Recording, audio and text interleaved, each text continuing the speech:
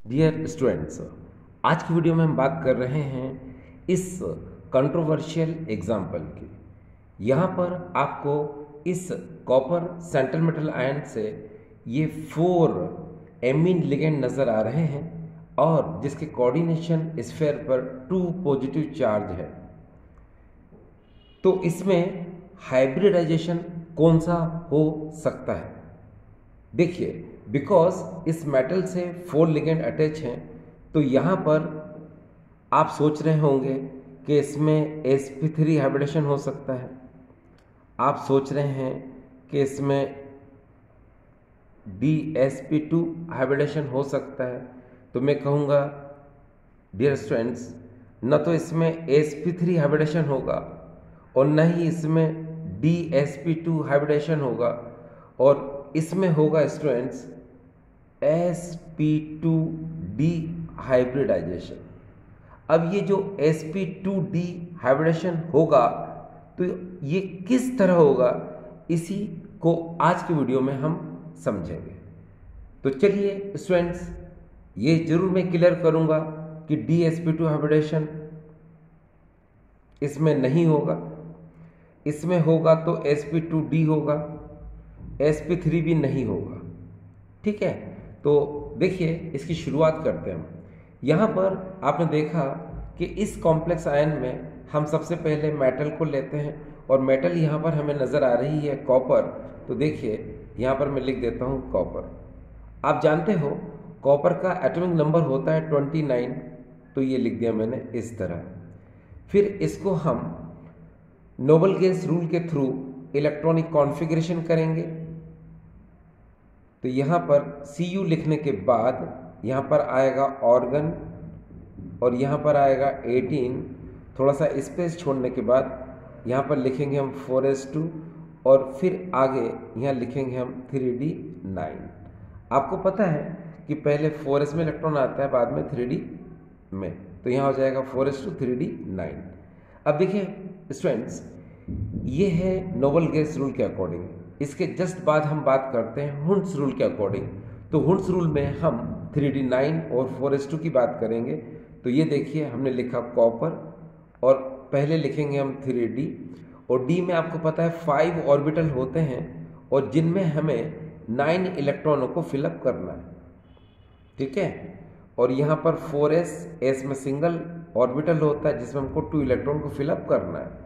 तो पहले हम ये 2 इलेक्ट्रॉन फिलअप कर देते हैं और डी में इन 9 इलेक्ट्रॉन को फिलअप करेंगे। पहले क्लॉकवाइज रहेंगे 1 2 3 4 5 और बाकी के 4 ये देखिए एंटी क्लॉकवाइज रहेंगे।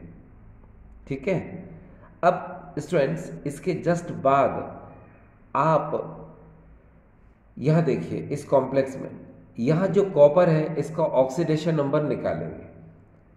तो चलिए ऑक्सीडेशन नंबर निकाल लेते हैं। आपको पता है किसी भी कॉम्प्लेक्स के कोऑर्डिनेशन स्फीयर पर जो भी चार्ज होते हैं उन चार्ज को हम इक्वल टू में लिखते हैं। तो हमने +2 लिख दिया। आपको पता है हम यहाँ पर Cu का ऑक्सीडेशन नंबर फाइंड कर रहे हैं, तो पहले हम यहाँ Cu लिख देते हैं और यहाँ पर NH3 को हम 4NH3 भी लिख सकते हैं।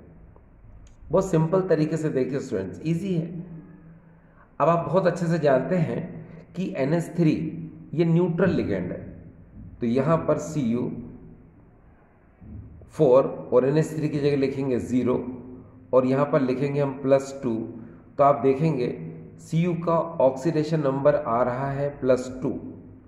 ये देखिए स्टूडेंट्स, तो यहाँ पर जो Cu का ऑक्सीडेशन नंबर +2 है, तो इसका मतलब है कि आप यहाँ जो Cu अभी न्यूट्रल है इस पर ये ऑक्सीडेशन स्टेट +2 आई है, तो उसको यूज़ करेंगे हम।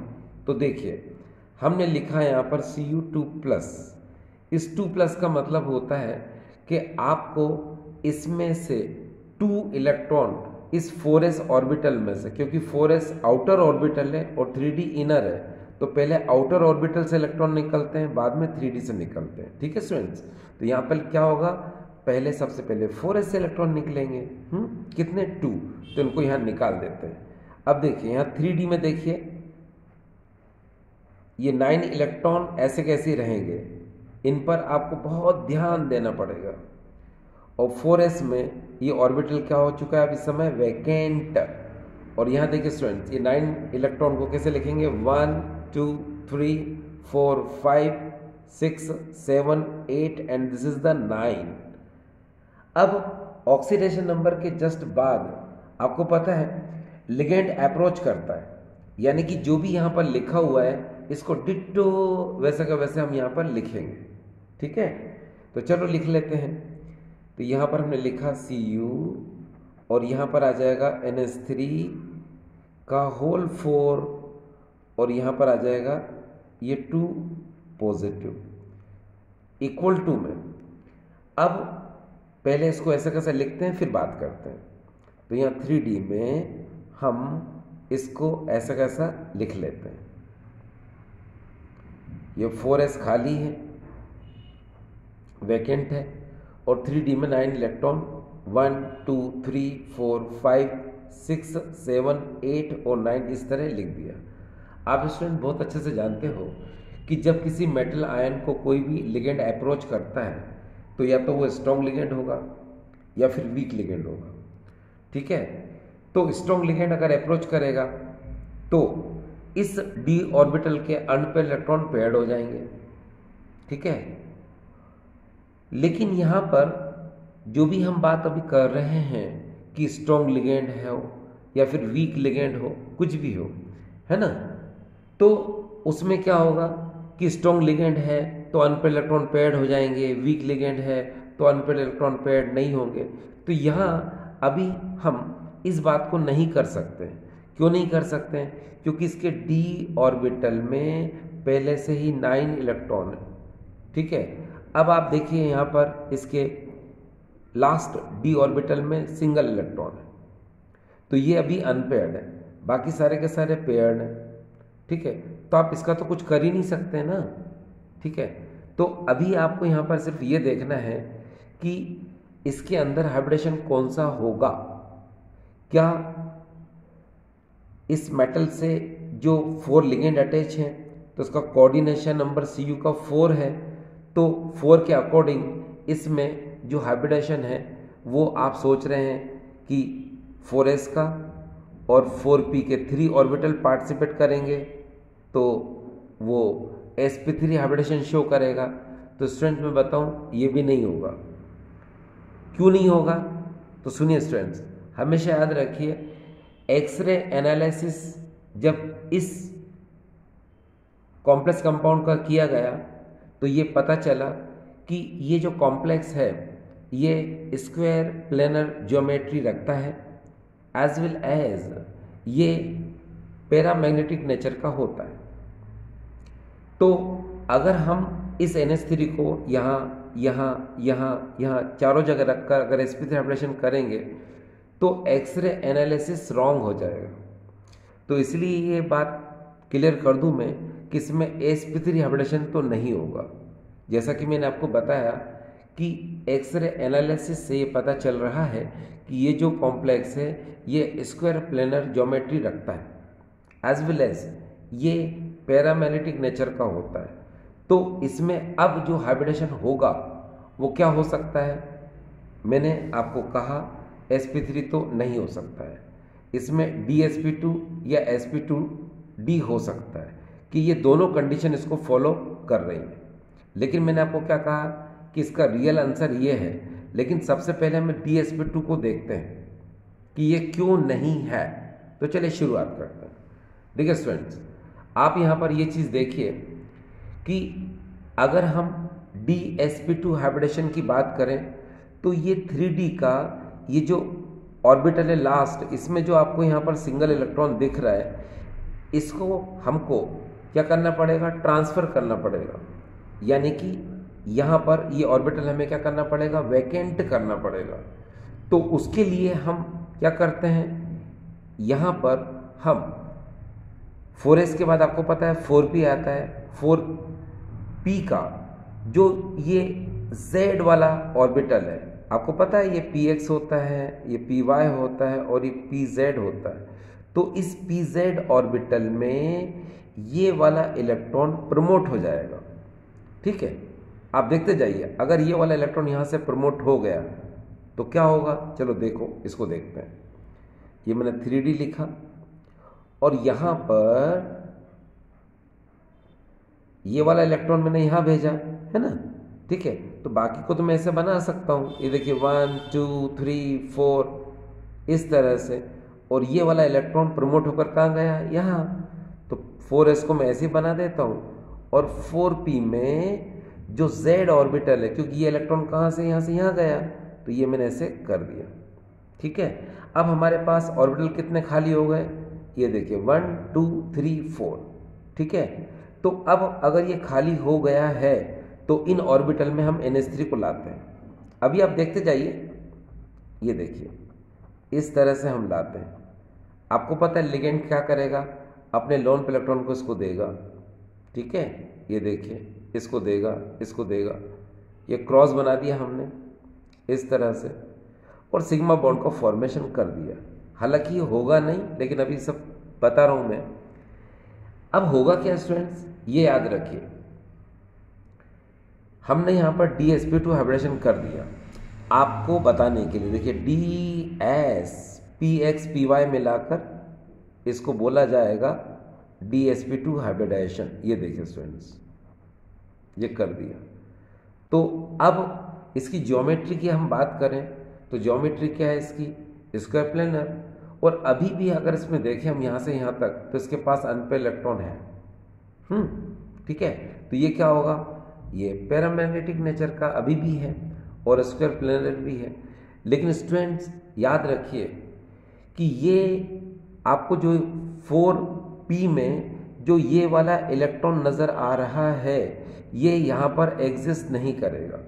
क्यों एग्जिस्ट नहीं करेगा, क्योंकि 3D ऑर्बिटल से ये इलेक्ट्रॉन प्रमोट होकर जब ये 4p में जाएगा तो 4p की एनर्जी क्या होती है, ज़्यादा होती है। ज़्यादा एनर्जी की वजह से ये जो कॉम्प्लेक्स है ये अनस्टेबल हो जाएगा, यानी इसकी रिएक्टिविटी क्या होगी, बढ़ जाएगी। और जब रिएक्टिविटी बढ़ जाएगी तो ये इलेक्ट्रॉन अपना लॉस कर देगा, यानी इलेक्ट्रॉन का क्या हो जाएगा, लॉस्ट हो जाएगा।